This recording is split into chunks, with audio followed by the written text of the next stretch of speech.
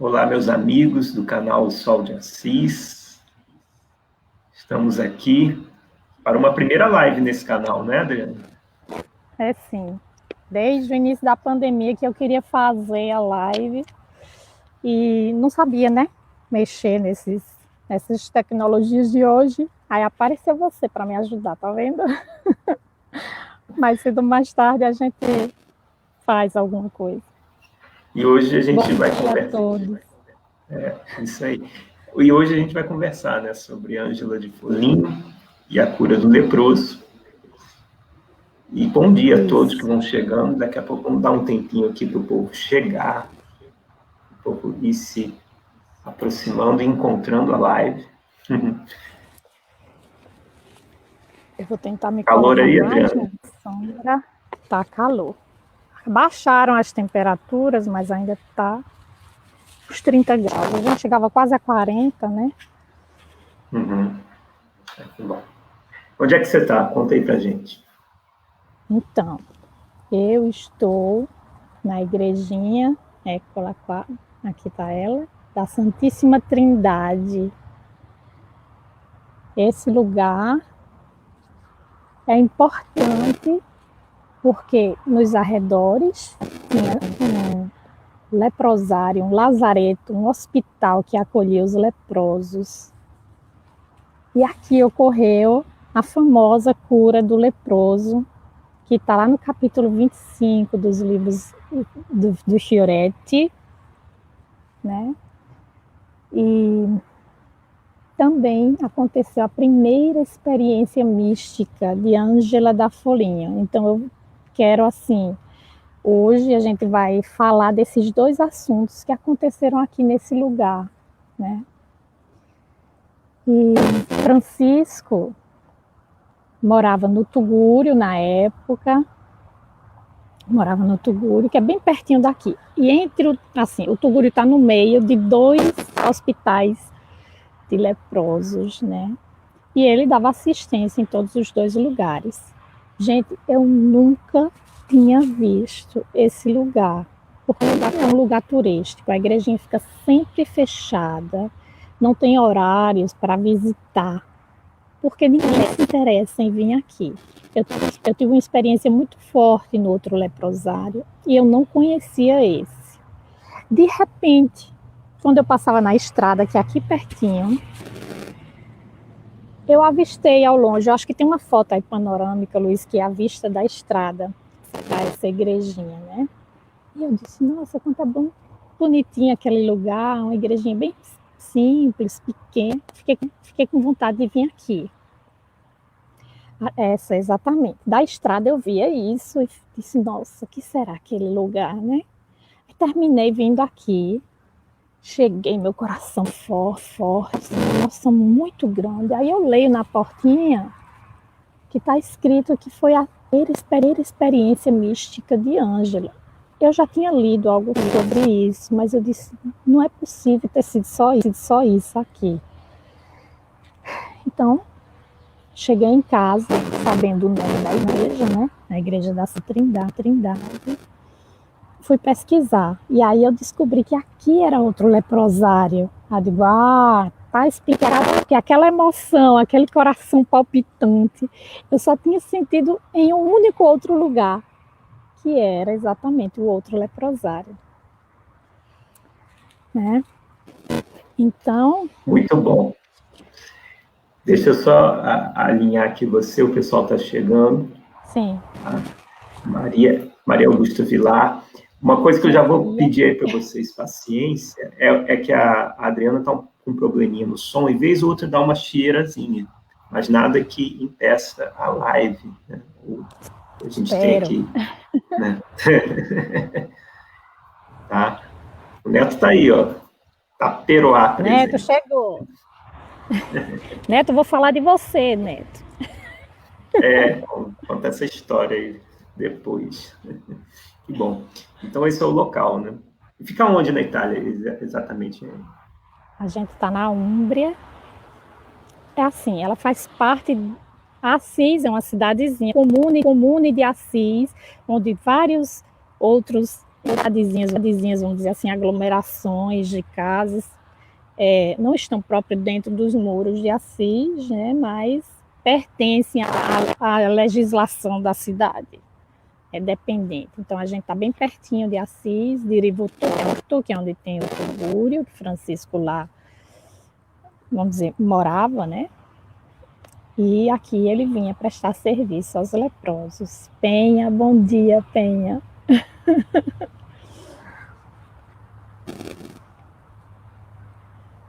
Bom dia para todo mundo, né? O pessoal está chegando, a Sheila aí. Bom dia, Sheila. Bem, é isso. Então, acho que a gente pode começar já a entrar no assunto. Já temos 10:05 aqui. Novamente repetindo, vocês vão ver umas chieirazinhas, não... Então, tentem sublimar isso. A gente tentou ajeitar, não conseguiu. A primeira live, problemas técnicos sempre surgem. Então, você quer começar falando do que primeiro? Não, eu quero que a gente leia aqui alguns conselhos de Francisco para abrir, né, nosso coração e a nossa mente ao que vai ser assim refletido hoje aqui entre a gente. E aproveitar, eu queria citar uma frase de San Giuseppe da Copertino, que diz que a verdadeira e perfeita oração é aquela em que agimos dentro da vontade de Deus.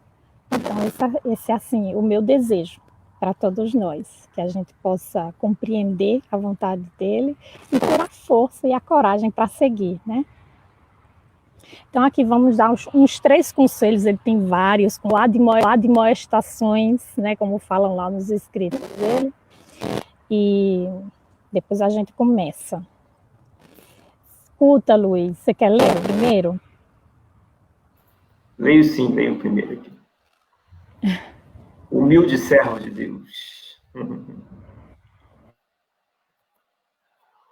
Bem-aventurado o servo que não se considera melhor quando é engrandecido e exaltado pelos homens do que quando é considerado insignificante, simples e desprezado, porque quanto é homem diante de Deus, tanto é e não mais.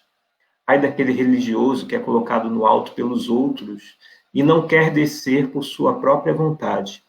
E bem-aventurado o servo que não é colocado no alto por sua própria vontade e que sempre deseja estar sob os pés dos outros. Isso aqui, Luiz, me lembra aquela frase que você colocou no post, né? De Santa Ângela da Foligno, que ela diz, eu não quero, né? Cadê? Tá aqui, ó.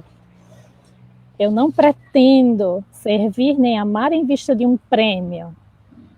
Eu pretendo servir e amar pela incomparável bondade de Deus. Então, o caminho mais ou menos é esse, né? Aí aqui a questão o outro conselho de Francisco é que a boa operação siga a ciência. Diz o apóstolo, a letra mata, o espírito, porém, vivifica. São mortos pela letra aqueles que somente desejam conhecer as palavras para serem considerados mais sábios que os outros e o poderem adquirir grandes riquezas para dá-las aos parentes e amigos. São também mortos pela letra aqueles religiosos que não querem seguir o espírito da divina escritura, mas apenas desejam conhecer as palavras e interpretá-las aos outros. E são vivificados pelo Espírito da Divina Escritura aqueles que não atribuem ao seu eu toda letra que conhecem e desejam conhecer, mas pela palavra e pelo exemplo as retribuem ao Altíssimo Senhor Deus, de quem é todo bem. Esse mais ou menos, vamos dizer, né, Sheila? Ela bem sabe que eu conversei demais com ela, o propósito da nossa página, né? A gente quer falar para todos, então a gente não fica tanto se ligando num modo de falar numa palavra ou noutra. A gente tenta usar a linguagem mais universal possível para que todos aqueles que gostam de Francisco, independente do grupo religioso ao qual pertence, possa chegar e encontrar acolhimento, né? Fabinho, vou falar de você também, pode esperar. Hoje você vai entregar todo mundo, né? É agora, viu? Porque, olha, eu vou ler aqui o terceiro, que é a imitação de Cristo. Vai lá. Quer ler? Sai. Lê tu. Vou ler aqui. Espera aí. A imitação de Cristo. Irmãos, todos prestemos atenção ao bom pastor que, para salvar suas ovelhas, suportou a paixão da cruz.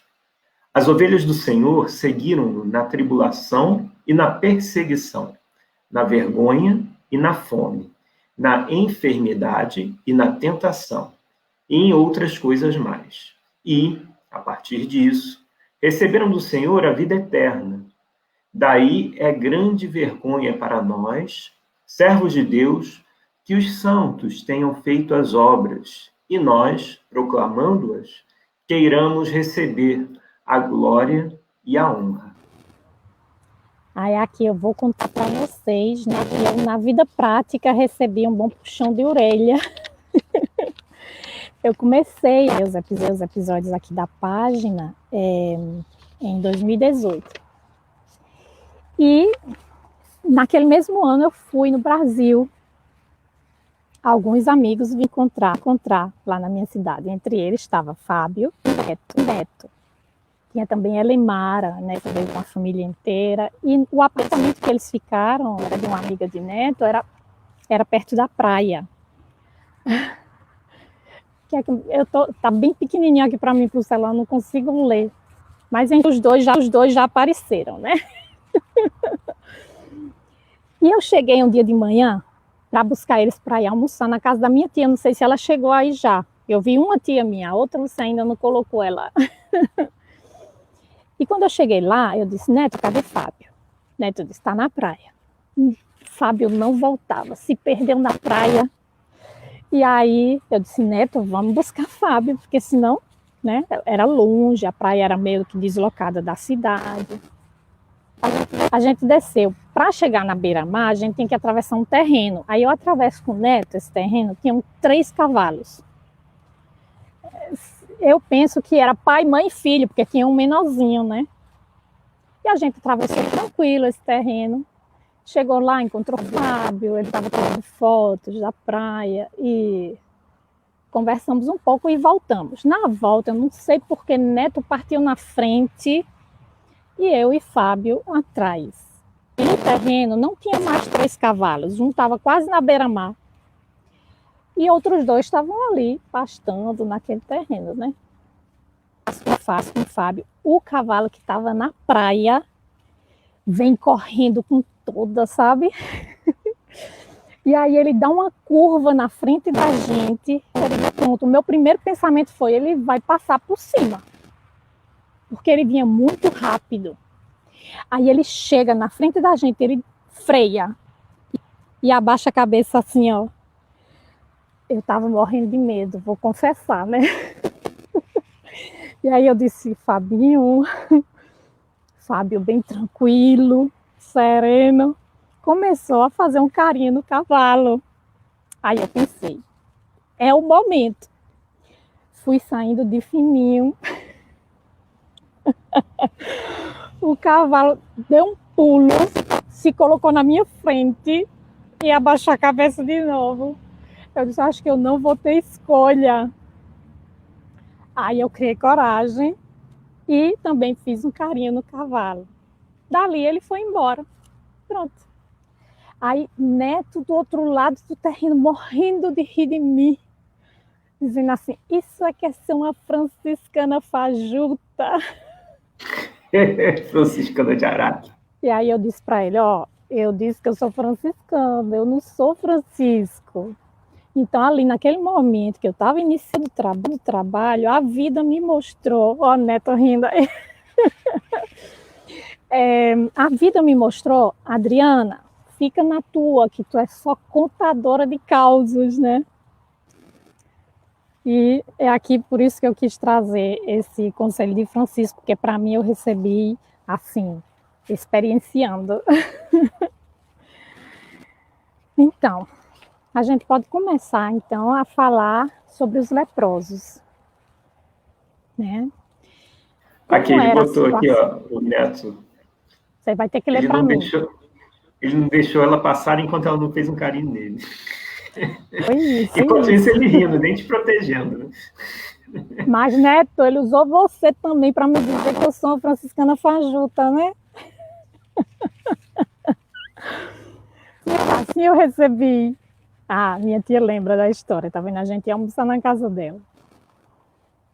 Bom, agora a gente brincou, vamos acalmar a mente e o coração.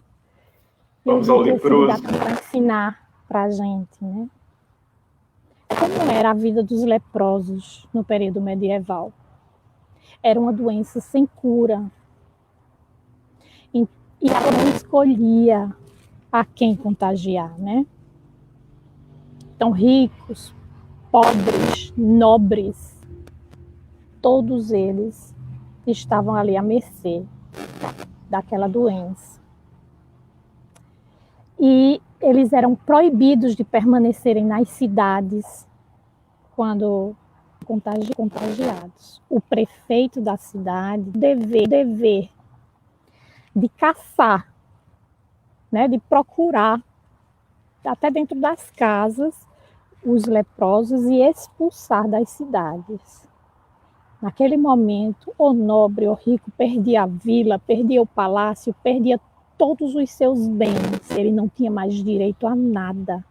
Ele tinha somente o direito de sair da cidade, se encontrar num desses vales dos leprosos, né, desses hospitais, e esperar a morte na mais absoluta indigência. Porque eles não podiam nem sair dos recintos desses hospitais para buscar, para pedir esmolas. Então, eles dependiam completamente de corações bondosos que pudessem ajudar a eles a se alimentarem, né? As pessoas, os cidadãos da cidade comuns, se vissem um leproso forte diante deles, tinha todo o direito de bater até a morte. Então a situação deles era verdadeiramente muito triste, sabe? E aqui, nesse lugar, tinha um leproso muito soberbo, muito orgulhoso, maltratava todos os frades que cuidavam dele. Tá aí a estátua lá no Tugúrio, essa fica na frente da Basílica de Livro Torto. E do lado dessa estátua tem essa história, que é do capítulo 25 de Fioretti, né? E aí, os frades até, assim, eram maltratados, mas diziam, vamos exercitar a paciência e exercitar, assim, a faculdade do amor para com uma pessoa que dava o melhor de si para ser odiada, né? Só que esse leproso, ele não parava ali somente como é que se diz? Nos maus tratos com os frades. Ele blasfemava, ele ofendia a Cristo, a Maria. Eu não sei se vocês sabem como é a blasfêmia aqui na Itália. Eu não conhecia o que era blasfêmia até chegar aqui. Né? Eu pensava que, sei lá, a blasfêmia fosse eu errar um trecho da Bíblia, trocar um por outro. E, menina, o que é que você está aqui? Blasfêmia é essa que você está fazendo? Né? Eu pensava que era isso, blasfêmia. Em vez aqui, não. Eles ofendem, como se fosse assim, uma pessoa, um amigo seu, você está com raiva do seu amigo e você vai lá e diz todos os adjetivos depreciativos que vier na sua mente, né? E aí os frades não conseguiam suportar ver o leproso ofendendo Cristo e Maria, né? Aí eles diziam, não vou cuidar mais dele, não. E aí, o que é que eles fazem? Mas antes vamos dizer para Francisco, né? Francisco, a gente não vai cuidar mais dele, não. Aí Francisco vai lá conversar com ele, aí chega, que o Senhor te dê a paz, meu irmão. Ele, que paz o quê? Eu dentro dessa doença aqui, né? Como é que você quer que eu tenha paz? Ele diz, mas a doença, né, nos ajuda a amadurecer. Aceite com paciência e serenidade que serás coroada pelo Altíssimo. E ele diz, mas como eu posso aceitar essa situação que me atormenta dia e noite e você ainda me dá esses frades que não me servem como devem?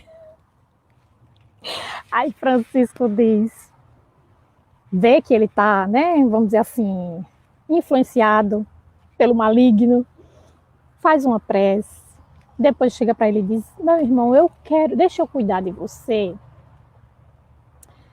Aí ele diz, e o que é que você pode fazer de melhor do que os seus frades? Aí ele diz, eu faço o que você me pedir. Aí ele diz, então me lave, que nem eu aguento o meu mau cheiro. Diz que Francisco, lá de cima de Assis, ele olhava o Vale dos Leprosos e se arrepiava de nojo. Ele não conseguia, né? A quilômetros de distância, E ele veio aqui cuidar dos leprosos depois da sua conversão. O que é que você queria falar, Maninha? É interessante você ver essa evolução, né? Do beijo até o banho, né? É muito interessante. Exato, E aí, Francisco manda preparar uma água morna, com ervas perfumadas, né? E começa a lavar o leproso. E à medida que ele vai lavando, a pele vai ficando completamente curada. E aí o leproso, naquele momento, alcança uma transformação interior também, se arrepende de tudo que tinha feito até aquele momento, começa a chorar. Enquanto a água lavava as feridas do corpo e curava, as lágrimas de contrição dele curava também a sua alma. E aí ele ficou querendo viver em penitência, pedindo sempre perdão, né? Se mortificando, aquelas coisas que o pessoal da Idade Média fazia, né? Francisco sai daqui, vai para outra cidade porque ele não quer receber glórias, honras, nada. Ele diz, não, eu vou, né? Se distancia. E esse leproso passa ainda 15 dias sempre assim chorando, se arrependendo, tentando melhorar. Depois disso, 15 dias depois, ele adoece novamente, as fontes não dizem de quê, e ele chega a morrer, né? E aí ele vai ao encontro de Francisco e diz, você lembra de mim, Francisco? Ele diz, não, quem é você? Ele diz, eu sou aquele leproso que você curou a alma e o espírito. Né? Agradece, abençoa Francisco, profetiza que a ordem de Francisco dará frutos de conversão a muitas pessoas. E Francisco, assim, naquele momento, recebe uma consolação muito forte. Aí ele desaparece. Essa é a história do leproso que aconteceu nesse lugar aqui, segundo as fontes, né? Então, Maninho, eu estava pensando, agora eu comecei a te chamar assim, né? Agora vai ficar. Pode. Estava pensando, se alguém quiser perguntar alguma coisa sobre o leproso, depois a gente conta uma história de Ângela. Porque, assim, da outra vez que a gente fez a live na página lá dos teus amigos, eu senti muita falta da interação, né, com as pessoas que estavam assistindo. Então, eu queria fazer um pouquinho diferente hoje. Isso, que a necessidade minha. O pessoal que está acompanhando, né, para perguntar, para falar, fazer os comentários, fazer colocação, para a gente ir desdobrando o assunto com a participação e o pensamento de vocês, né? E uma coisa que eu já vou colocar aqui, adiantando, antes de chegar aos comentários, até a Mirza tinha colocado aqui, que achou linda a história, né? Que linda a história. E a Denise aqui botou, querida, ter ido com você também. Naquela época eu ainda não conhecia aqui. Ah, não, a Denise, eu pensei que era minha tia, lá vai, Denise, foi, a gente ficou faltando de passear aqui, não foi? Vai ficar para a próxima. Fraternidade Feija fala que o amor cobre uma multidão de pecados, e eu acho que é nesse processo mesmo da purificação, o limpar, o processo é bem... fazer essa analogia da limpeza espiritual, né? Da maturação do próprio ser, do desenvolvimento. Você vê que ele estava num ser retraído, e talvez no momento do banho ele tenha se deixado, né? Ele tenha se deixado levar, e com os outros ele tinha a resistência. E parece que você está aí num local que realmente representa esse processo de cura, esse processo de purificação, de expurgo espiritual, acho que seria bem interessante. Exatamente. Né? É um lugar que tem uma energia, né, de cura. Eu lembrei agora, Luiz, que, assim, Francisco, ele, no seu exemplo de vida, ele toca vários campos da vida, se não todos os campos da vida. E a gente busca ele de acordo com o campo que tem mais ressonância com o que a gente está vivendo no momento. Né? Então, assim, eu, no momento, busco esse movimento da alma, essa, vamos dizer, experiência mística. Então, os meus estudos são mais direcionados nessa parte aí da transformação do ser. É por isso que da outra vez a gente vai reconstrói a minha casa, e hoje a gente está aqui, chegou um pombinho ali, será que dá para ver? Lá isso, na cruz, acho que não dá não, porque não dá para fazer o foco, né? Chegou ali voando.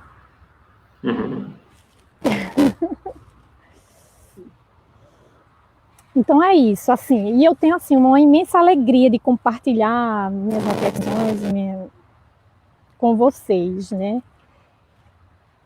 E agradeço quem estiver aberto a compartilhar comigo, a ter essa troca aqui comigo, porque eu acredito que, pelo menos na minha hoje, eu acredito que o caminho dessa busca da sensação da unidade com Deus seja, assim, o elemento fundamental para que a gente possa abrir todos os outros campos.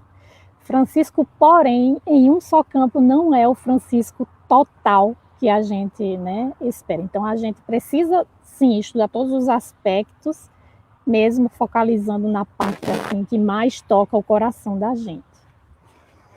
Tem mais algum comentário ou a gente pode começar a falar de Ângela?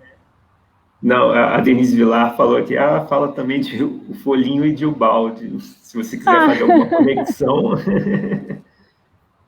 Eu escrevi aqui uma frase de Ubaldi, depois eu vou ler, porque pega aquele capítulo da Ascese Mística, Sensação de Deus, eu fui ler, né?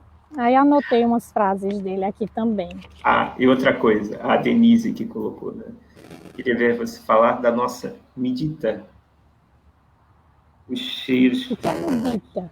Eu não sei, eu vou pedir até para ela corrigir, provavelmente ela deve ter escrevido errado. Né? E você estava falando também dessa questão da transformação, o objetivo até, né, de demonstrar, mas a gente sente que o processo de Francisco de Assis, a vinda dele na Terra, é justamente para fazer uma transformação moral profunda no globo. Né? Você vê que é um mundo mergulhado nas trevas, na Idade Medieval, nas Cruzadas, e você vê que ele vem para transformar não somente aquela pequena região, mas todo o direcionamento da própria igreja, da própria administração humana mundial, para sair daquele processo. Eu gosto de falar que Francisco de Assis é o desfilibrador do mundo. É aquele que, quando você vai dar aquele choque, o mundo ressuscita e acorda novamente. Exato. Sim, sim. E a terra, a Úmbria, é a terra dos místicos, né? Aqui existiam vários místicos, e Francisco é um deles. Hoje, contemporaneamente a nós, temos o Frei Alessandro, a voz de Assis, que com 16 anos ele teve a primeira experiência mística dele, né? E ele fala, naquele momento ali, para mim, Deus era mais concreto do que outra pessoa na minha frente. Quer dizer, eu poderia naquele momento duvidar da tua existência, mas em nenhum momento eu não poderia duvidar da existência de Deus. Né? Imagina. Aí tem uma frase de Ubaldi, né? Deixa eu ver se eu acho, porque eu copiei aqui.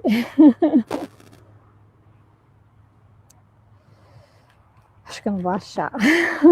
Enquanto você vai achando, a Denise falou que meditação. Queria que você, né, falar da nossa meditação. Não sei se já fez meditação junto com ela, com a Denise Cafeira. Não, é porque a gente, quando ela veio aqui, eu fui passear com ela em Assis, e lá em São Damiano, quando a gente chegou na parte da mensa, né, onde elas comiam, a gente sentiu um forte cheiro, né, que durou assim mais ou menos uns 2 minutos. E isso foi assim, pós uma prece que a gente tinha feito. Depois, quando a gente entrou no Tugúrio, Ju, boa tarde, ela está aqui na Itália, né? Quando a gente foi lá no Tugúrio, e eu entrei no Tugúrio com ela, a gente sentou e eu falando baixinho com ela, mas a minha voz rebombava como se rebombasse no além. Eu disse, Denise, tu tá ouvindo uma coisa dessa? Ela disse, tô. Eu tentei até gravar na hora, mas não, era só no psiquismo da gente que a gente percebia. Não era um ambiente, porque se fosse um ambiente eu gravava, né? Foi muito interessante no dia que ela veio aqui. Muito bom. Achou a frase? O trecho? Nem procurei mais, que eu fiquei conversando com você. Deixa eu ver se está naquele nosso arquivo junto que a gente fez. Não está, né? Então vamos para a Ângela. Achou? Ele disse que a voz de Deus é mais forte do que a voz dos homens. E aí eu lembrei de Frei Alessandro, que me disse aquilo no episódio lá que eu gravei com ele, né? Ele disse, eu posso duvidar de você, mas não duvidava da presença. Quer dizer, era mais forte a presença de Deus. É concreta, não é fumaça, sabe? Um dia a gente chega lá. Então, Ângela de Folim. Quando eu cheguei aqui, ela era só beatificada, né? Tanto é que hoje eu não consigo, quando a pessoa da Ângela de Folim, porque ela foi santificada em 2013 pelo Papa Francisco. Eu ainda chamo ela até hoje Beata Ângela. Sempre assim, vamos dizer, eu conheci ela quando eu cheguei em Folinho, né? Mas sempre me interessou mais ou menos estudar as frases dela que tem lá na Basílica de São Francisco, né? Em Folinho, não em Assis. Eram muito interessantes para mim, me chamavam a atenção. Mas vamos falar dela, né, da vida dela primeiro, antes da conversão. Ela viveu entre 1248 a 1309, nos deixou com 61 anos, né? Ela era proveniente de uma família muito rica, talvez nobre. Provavelmente ela perdeu o pai ainda criança, porque não existe relatos sobre o pai dela, né? Só sobre a mãe. Como de costume, ela casa muito cedo, com um marido que não era um exemplo de afetuosidade e doçura. E, assim, o casamento deles era improntado na tolerância recíproca. Em todo caso, desse casamento vieram vários filhos, eles não falam quantos, só dizem vários. Ela era pequenininha, mas era bonita, era inteligente, sonhadora, sensível, emotiva. E, assim, ela gostava de se enfeitar, de se arrumar, ela gostava de ser admirada pelas pessoas, ela era vaidosa, né? Ela tinha dinheiro para isso, e ela se ajeitava toda e gostava quando ela passava na rua, a rua fechasse, assim, só olhando para ela. E nada, aos 37 anos, ela não teve uma vida assim escandalosa, né? Vamos dizer assim, mas foi uma vida assim despreocupada, focando sempre em coisas fúteis e inúteis. Até que ela sonha com Francisco, ela morava ali, tem a casa dela, né? Ontem de tarde fiz as fotos da casa dela, só da portinha, assim, tão restaurando o prédio, mais ou menos eu tentei pegar. E peguei também um pouco a Basílica, que era assim, de São Francisco, que é a 2 passos da casa dela. Então ela cresceu ali. Mesmo depois do casamento, ela continuou vivendo naquele lugar. Então ela era devota de Francisco, tá aí a casa dela. Ela é devota de Francisco e ela sonha com ele pedindo para ela mudar de vida. Ela tinha 37 anos. E aí, ela no outro dia, na Basílica de São Francisco, e começa a fazer uma confissão, intraprende essa vida um pouco mais reflexiva. Eu não estou lendo, você tinha botado bem grande da outra vez, agora está pequeno de novo, Luiz. Exato, vivia de coisas fúteis e inúteis. A gente pensa que vem para cá só para comer, dormir, procriar, né? Aí, quando a gente vai-se embora, nossa, que tempo que eu perdi. Então, ela começa esse percurso, e por exemplo, a mãe dela era muito superficial, o marido era um grosso mesmo, sabe? A voz do povo diz que ele era muito rude com ela, né? E os filhos também, todos começaram a obstacular, porque ela só vivia em prece, ela queria fazer jejum, aí ela começou a fazer penteados mais sóbrios, vestir mais, né? Assim, de modo que não chama a atenção de ninguém. E aí eles começaram a reclamar, dizer que ela estava doida, né? Os filhos diziam que ela estava assim, negligenciando eles. Ela faz uma prece, eu até nem gosto dessa parte, sabe? Ela faz uma prece, porque a história ela conecta, eu tenho certeza que não é conectada uma coisa com a outra, mas ela pede a Deus que, assim, livre ela desses obstáculos para que ela possa fazer esse percurso que ela está querendo fazer. E pouco tempo depois, chega a peste em Foligno e a família dela é dizimada. Morre a mãe, morre o marido, todos os filhos. Ela sofre bastante. Tem um período assim de dúvidas, né? Começa ali o seu processo de catarse. Diz o Baldi no livro As Noures, já que minha tia mencionou ele, que a maturação de ela não veio através dos estudos, porque ela era analfabeta, ela era iletrada, veio através da dor.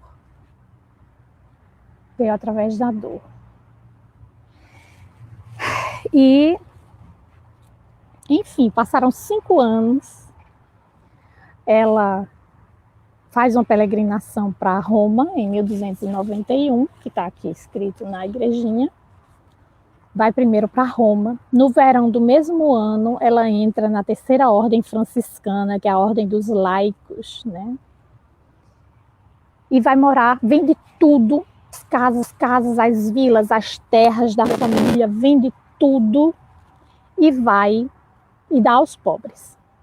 Veste a batina da 3ª ordem, vai morar com uma amiga, que praticamente ela se mantém numa vida comunitária e elas juntas vão ajudar os doentes e os leprosos. 4 de outubro, que é a festa, né, de Francisco, elas resolvem, junto com outros amigos, partirem de Foligno a pé e irem até Assis para visitar a Basílica de São Francisco. Chegam aqui, param nesse lugar. Ali onde tem a casa dela, a praça deram um nome a ela, né? E tem essa pintura aí dela também. E aí, quando ela chega aqui, ela vem fazendo preces para Francisco, ela pede para Francisco interceder por ela, para pedisse a Deus para que ela pudesse sentir o Cristo, que ela pudesse seguir perfeitamente a regra da ordem franciscana e que, acima de tudo, ela recebesse o dom de saber viver e morrer pobre. E ela vem fazendo essa prece. Quando ela chega aqui na Igreja da Santíssima Trindade, segundo, né, os relatos que eu li, ela tem uma experiência de trindade aqui. que eu fui tentar compreender o que é, né? O que pode ser a experiência de trindade. A igreja conta que quando ela chegou aqui em prece, ela ouviu uma voz dizendo a ela que era o Espírito Santo, que ela tinha pedido para Francisco, né? E que ele tinha vindo ali diretamente, sem intermediários, falar com ela e derramar sobre ela. Exato, Elisete. E, como é que se diz?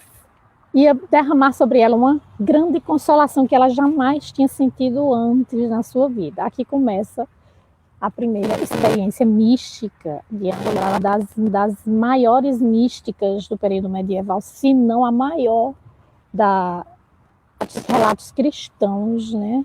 Ela vivia perenemente em êxtase, diz que ela comia, ela fazia as coisas do dia em êxtase.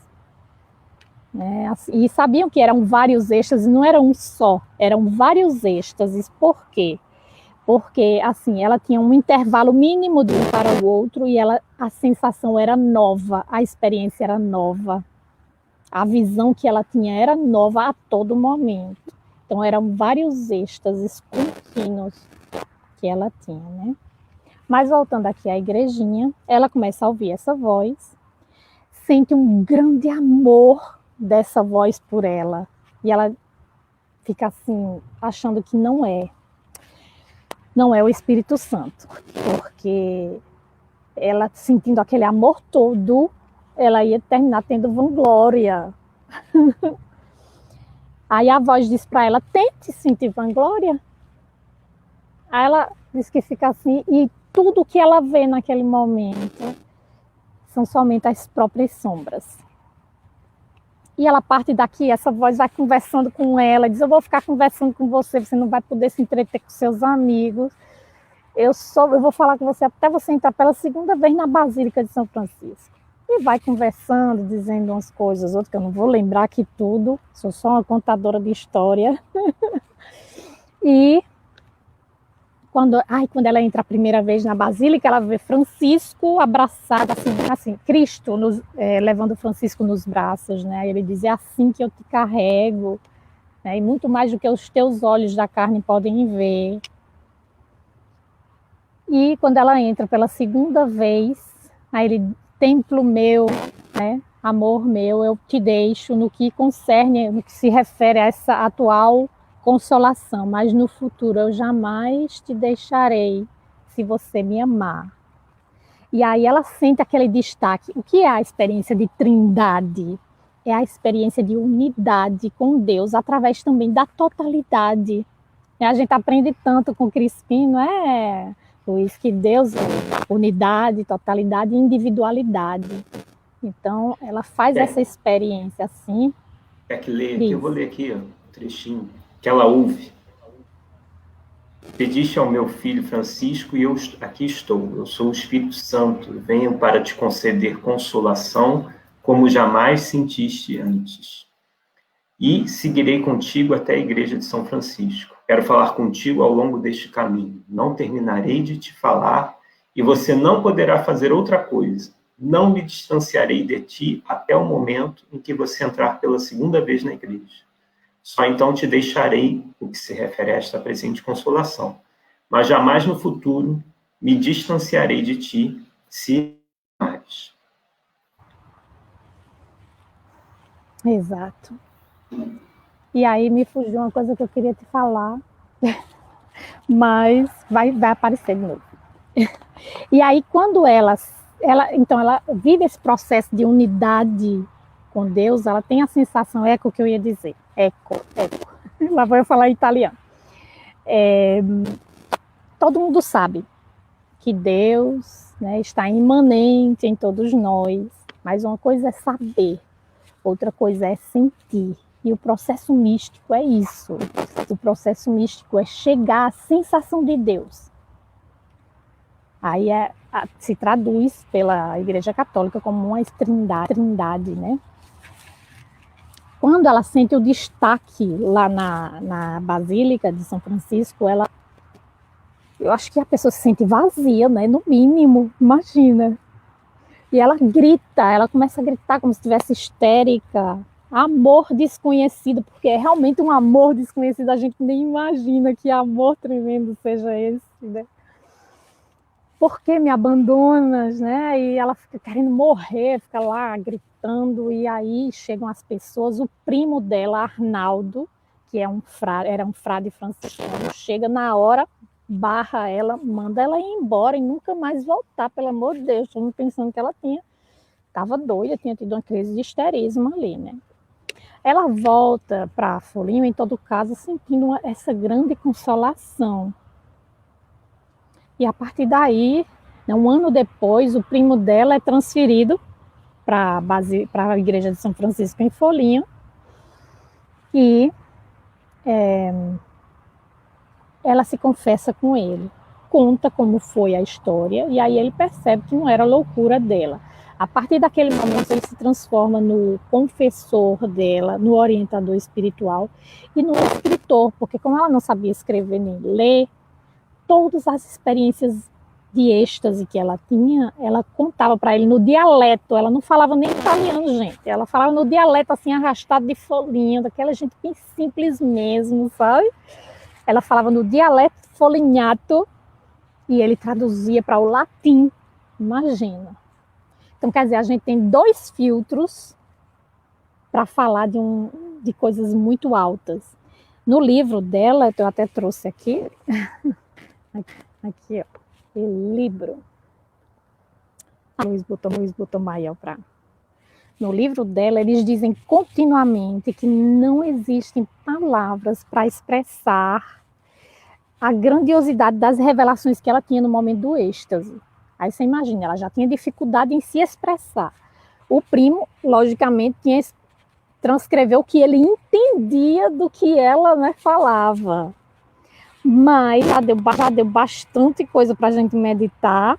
E eu acho que se desse mais, a gente não seria nem capaz de compreender. Poderiam existir palavras, mas aqui ainda está precisando evoluir, né, para a gente chegar a alcançar o que ela tem para dizer para a gente. Por exemplo, eu gosto muito quando ela fala dos graus de pobreza do Cristo. Ela diz sempre que a gente precisa ler no livro da vida. E para ela, o livro da vida é a vida do Cristo.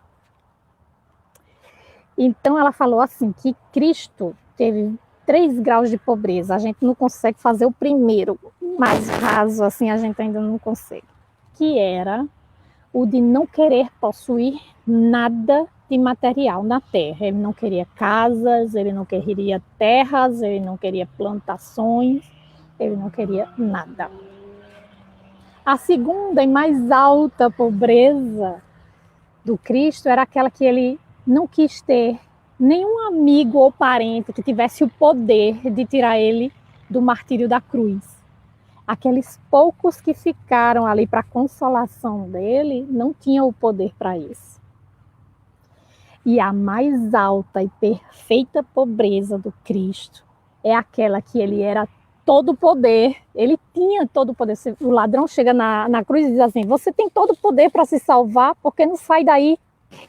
Ele renuncia a todo o poder que tem para fazer a vontade de Deus.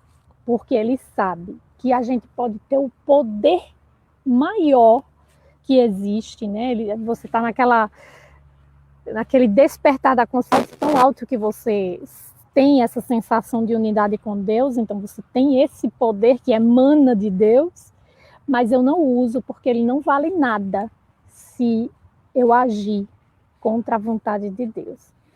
Então, assim, por isso que o voto de pobreza era muito importante na ordem franciscana.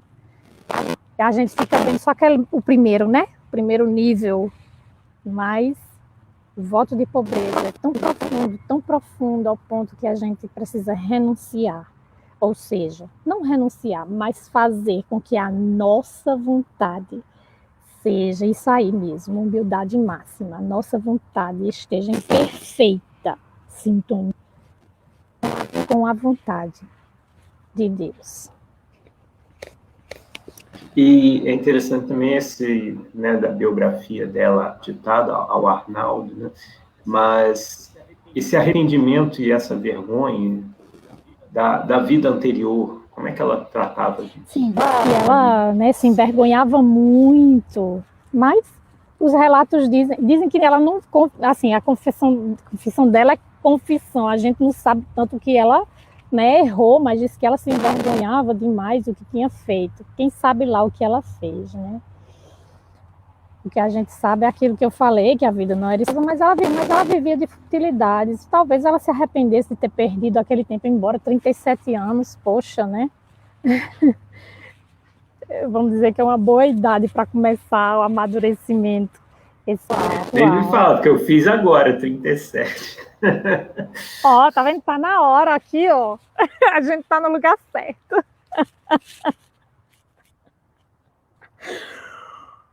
Eu passei um pouquinho da idade dela. Agora que eu tava pensando, digo, nossa, você é 37 e eu 43, mas 44. Não bateu as idades. A idade que ela teve a experiência mística aqui foi com 43 anos, né? O que é que a Juliana tá falando? Ah, tá repetindo o que eu escrevi. Ela é minha secretária, né, gente? Vai, gente. O que mais que eu posso falar aqui? Ela fala que a gente não tem nenhuma desculpa.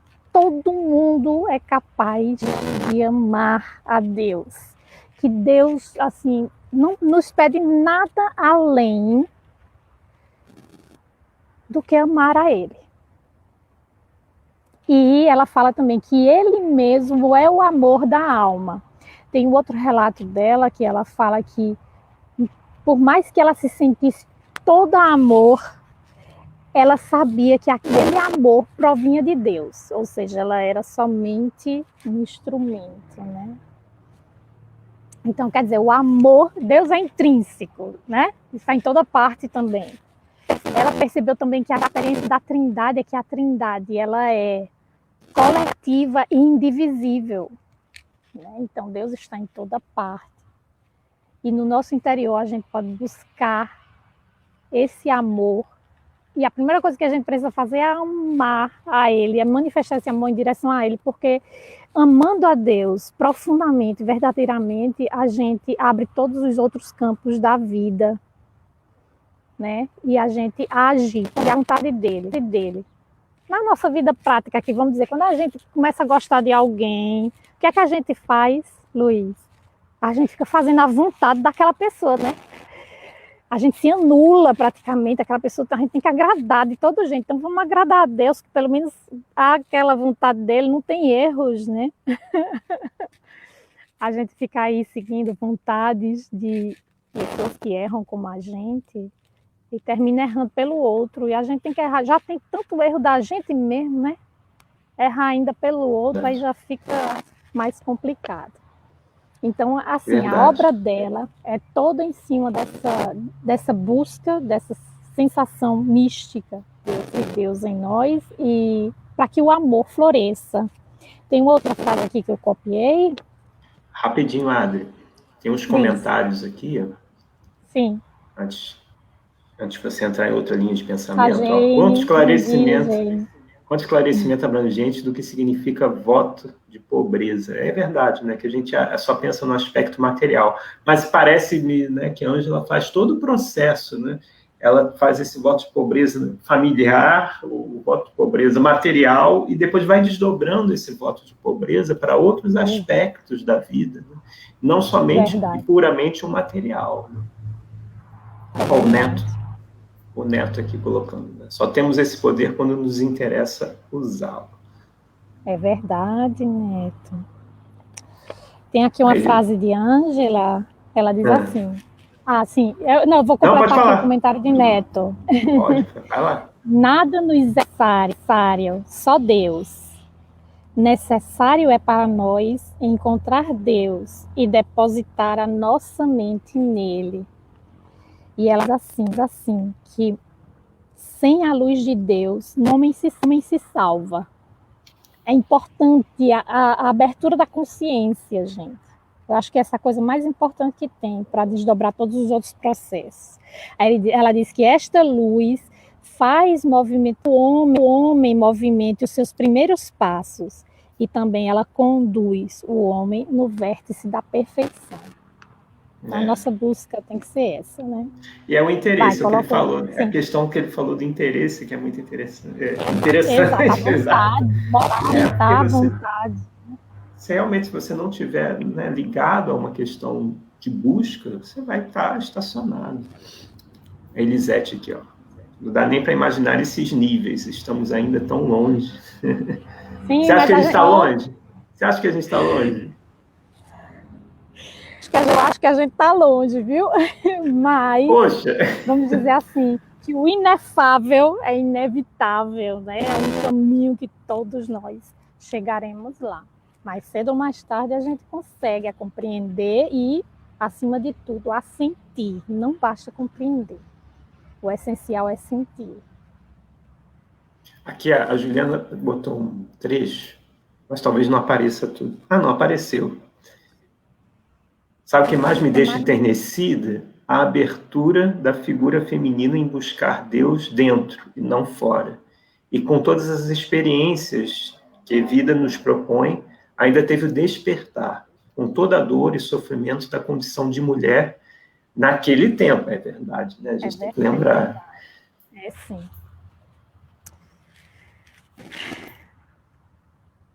Foram esses os comentários. Se quiser seguir. Então, eu acho que vou ler aqui mais uma frase para complementar. Diz que, não, vou fazer primeiro. No plano da análise, a gente busca Deus, né? No plano da ciência. E não o encontra. No plano da intuição, a gente encontra Deus, mas a gente encontra Deus no exterior. A gente não faz uma ponte entre... Assim, a gente pode até compreender, mas a gente ainda não sente. No plano místico, Deus aparece na consciência como sensação total, interior, una com Deus. E a síntese da verdade se transforma em amor. Eu tenho, dos meus estudos ultimamente, eu tenho chegado a essa conclusão, Luísa, que a gente se distrai muito, mas o foco é esse, né? E a vida de Ângela e o livro dela inteiro é em cima disso. Ó, Neto aí, não há como comungar com Deus e manter nossa individualidade, exatamente. Né? Abre um campo assim que eu acho que é inimaginável para a gente nesse momento. Mas que essas pessoas, como Ângela, como Francisco, como o Baldi, tantos outros, né? Aí vem o desapego à própria personalidade, né? Exato. Eu não sou meu, eu sou de Deus, né? Isso, a própria identidade. É. Não sou eu quem vivo, mas Cristo que vive em mim, né? Como diria o apóstolo Paulo.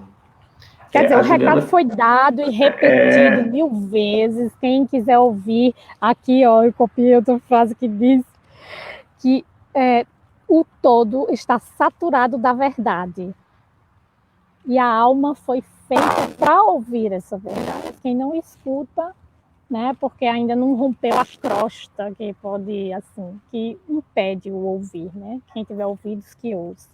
Olha o que a Juliana colocou aí, ó. Eu acho que a gente busca Deus o tempo todo. O problema é que não sabemos, por conta da nossa soberba, que eu acredito que seja isso, é tão grande que não vemos. Mas o ser humano procura Deus o tempo todo em tudo. Sim, inconscientemente a gente procura Deus. Isso aí é, assim, irrefutável, né? Existe isso em português ou estou dizendo em italiano? Não, tá certo. Às vezes eu troco aqui as palavras. Todo mundo busca Deus. Agora a gente, sim, buscando às cegas, né? A gente busca tantas vezes de forma que não vai achar, né? Então a gente precisa, assim, acho que precisa ampliar os horizontes para poder compreender qual é a verdadeira busca. Eu sei que todo mundo busca, não tem quem não busque. Só que a gente precisa encontrar o caminho. Eu acho que existem infinitos caminhos também para chegar até essa sensação, né? Mas qual é o nosso caminho? É por isso que serve também o autoconhecimento. Aqui na Basílica de Francisco, lá em Folhinho, está o corpo dela, né? Nesse caixão aí de vidro, de cristal. que a igreja está fechada agora por causa do terremoto ainda, lembra? Terremoto que a gente teve, acho que anos atrás, né? O resto da igreja. A gente não pode entrar. Vou mostrar as fotos que você foi separando aí, ó. Ah, tem outra coisa que eu lembrei também, que Ângela diz que ninguém tem a desculpa, todo mundo pode se salvar, ninguém pode ter desculpa. Aí ela faz a comparação de que quando você vai no médico, você está doente, vai no médico, você chega lá, diz os sintomas, o médico receita, passa o remédio e todos são você para se curar daquela doença. O que você precisa fazer é simplesmente seguir à risca tudo que o médico falou. Aí, quem é o médico dos médicos, né? Então, para nos salvar, basta seguir a prescrição de Deus, que é a vontade dele. Ninguém tem desculpa, né, para não seguir esse caminho. E eu acho que está mais que na hora, né? Nossa. Está mais do que na hora da gente criar juízo. Verdade. Deixa eu te fazer uma pergunta que eu fiquei curioso com uma foto. Sim. Essa aqui. Eu queria que você explicasse essa foto aqui. Essa aí é o Tugúrio. Está aqui a mais ou menos 1 quilômetro, não acho que não dá metro de distância. Francisco achou esse lugar abandonado, né? E se refugiar vários para se proteger das intempéries, do frio, do inverno. E estava perto do Vale dos Lepros, né? Então eles podiam ficar ali e ao mesmo tempo eles podiam se dedicar ao trabalho de ajuda, né? De serviço aos leprosos. Ah, gente, uma coisa, no testamento de Francisco, ele dá uma importância imensa ao abraço, né, com o leproso, ao serviço com o leproso, quase como se fosse marco inicial da conversão dele. Né?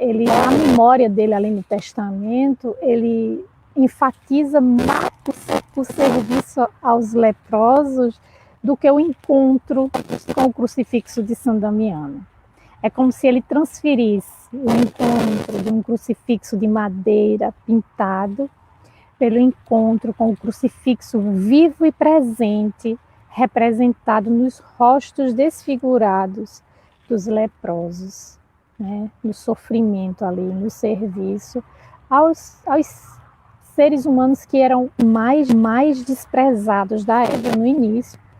A situação deles não era nada fácil, eles saíam sem as riquezas deles, né? Assim, eles deixam me sustentar até eu morrer? Não, tudo, você perdia tudo. Peraí que eu vou ler de Neto. Você perdia tudo, ficava numa situação de completa pobreza e sem ter como se sustentar e enfrentar uma dor que é imensa, né? De uma doença como aquela. Então, nossa, só mesmo assim Francisco e outros corações bondosos para aliviar o sofrimento desses irmãos, né? Então, aí o leproso foi. Peraí, não tira não. O leproso foi assim o motivo impulsionador da conversão de Francisco. Vai, colocar aí, Neto. Ele fez uma pergunta, né, das questões dos franciscanos. Era algo diferente da religião oficial, né? E realmente era. Né? Ele cria uma nova ordem, que é a ordem franciscana. Naquela época nasceram várias ordens, né? Ao ponto que a igreja disse, eu não vou aceitar nenhuma ordem nova. Quem quiser pegar as ordens que já existem, né?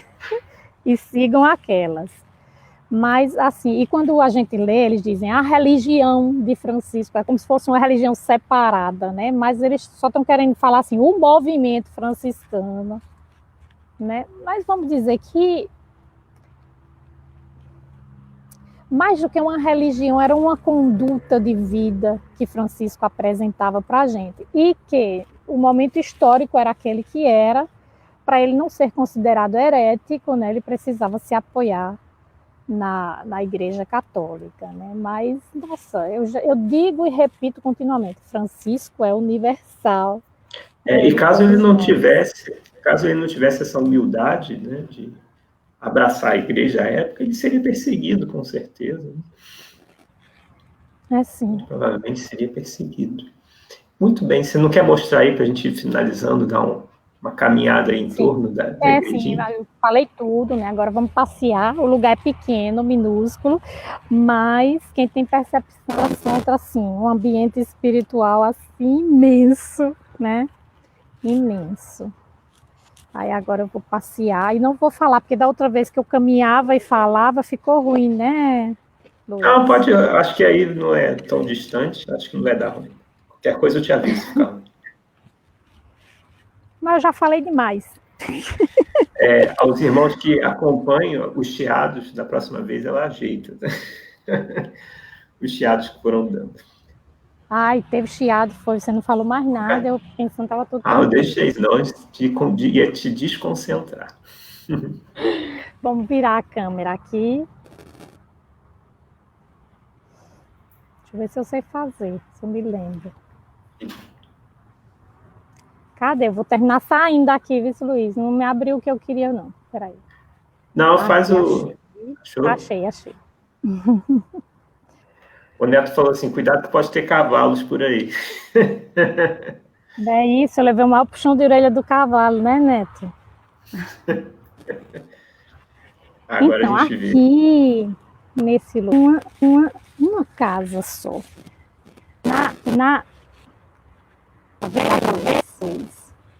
Tem uma casa. Uma vez eu bati ali. Um gato. Passou um gato. Tá aqui realizando nas minhas pernas, mas eu vou mostrar para você. Não vou mostrar, não. Esse aqui... É isso. Ah, velho. Eu bati na porta ali de cima e ele abriu a igrejinha pra mim. E eu entrei. Não tem cavalo, mas tem gato. Ai, meu pai do céu. Peraí, deixa eu pegar meu livro, que eu vou sentar em uma sombra melhor do que essa. Então, aqui a plaquinha que você já mostrou. Eu entrei por essa porta dessa vez. Né? E aqui a gente vai fazer... Ela é minúscula. O leprosário não é a igreja. O leprosário ficava assim, nos campos arredores, né? A igreja servia para fazer o funeral dos leprosos. Tinha sempre uma igreja, sempre eles construíam esses lazaretos, como eles chamam aqui, lá em Monte Subásio. Eu gosto demais de Monte Subásio.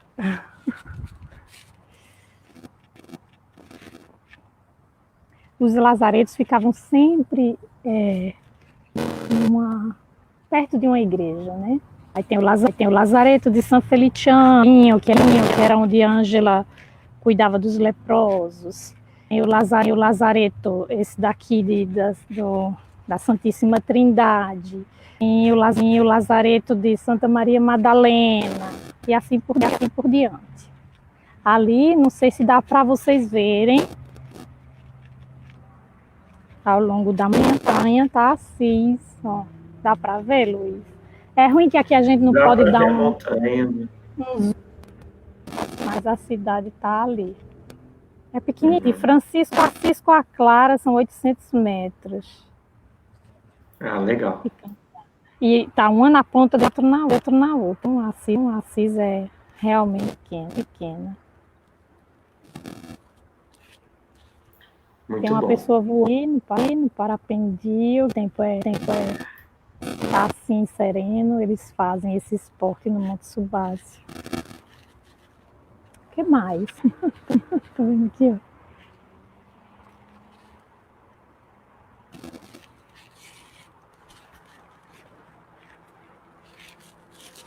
Não tem muito o que mostrar, né? Só mesmo assim tentar sentir a energia do lugar. Eu queria agradecer a todo mundo que ficou aqui com a gente até agora, nesse intercâmbio de vibrações, de amor, de alegria, de compartilhamento. Tem um episódio lá do Sol de Assis que eu digo que a idade ela não é simples esmola, mas ela é incêndio de amor, alegria de compartilhamento do próprio destino, que se dá através dos movimentos improvisos da alma. Eu acho que são lindas, caridade, né? E hoje aqui a gente passou uma manhã de domingo diferente. Vou ter amanhã, tarde. Verdade. Muito bom. Então, acho que a gente pode ir encerrando. Sim. O gatinho, ó. Vou sentar pertinho dele de novo. Ele se chegou no lugar que eu fiz a live todinha, tá vendo? Ó, as conexões energéticas aí. Olha ele ali, ó. Tá dizendo, você que tá fazendo comigo.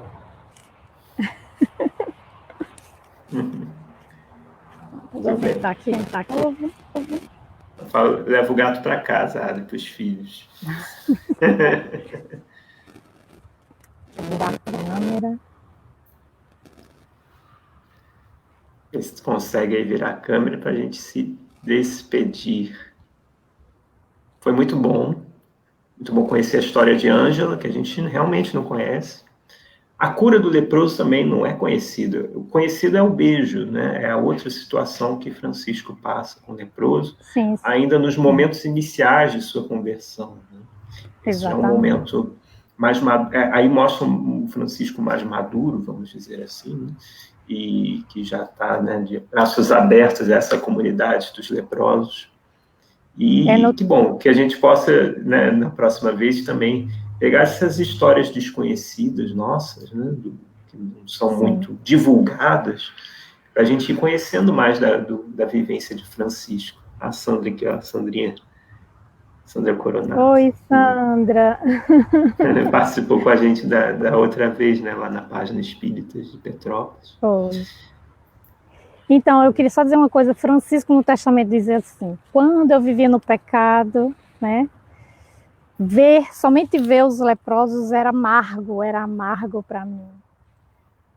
Mas o Senhor me conduziu até eles e eu usei para com eles de misericórdia. Eu acho que a misericórdia também é algo de muito profundo que a gente precisa buscar, né, nessa busca de unidade com Deus. Que bom. E aos amigos que acompanharam, a gente agradece, né, com o coração franciscanamente alegres.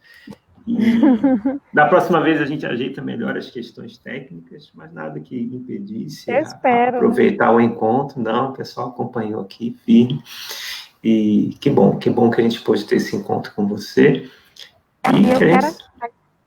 Como é que é? Quero agradecer a você também, né, Luiz? Por ter aqui ficado hoje de manhã aqui comigo, me ajudando. Eu sou... Compartilhando também tuas reflexões.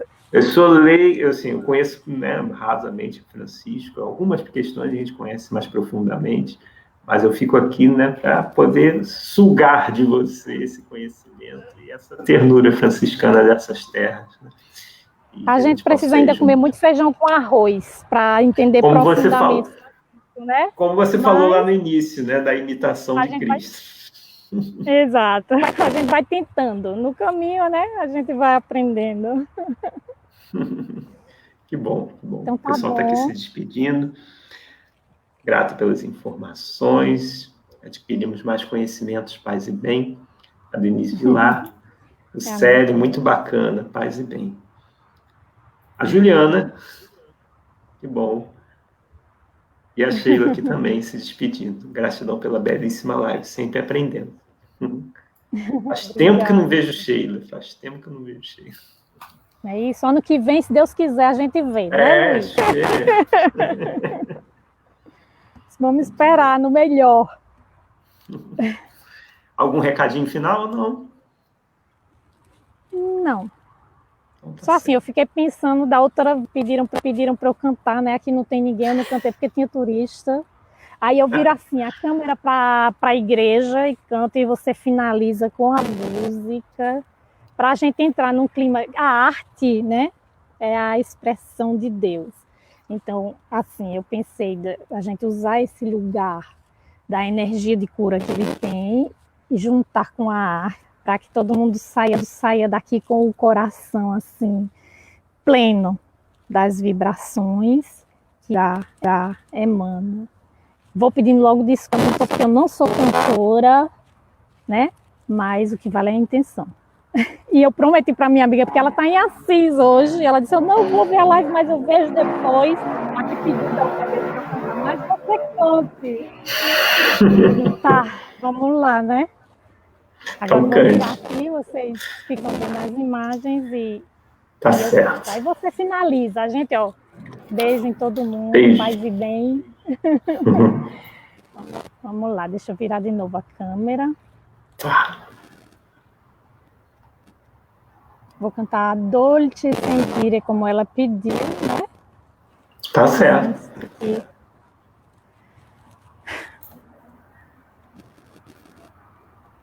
Cadê? Ok.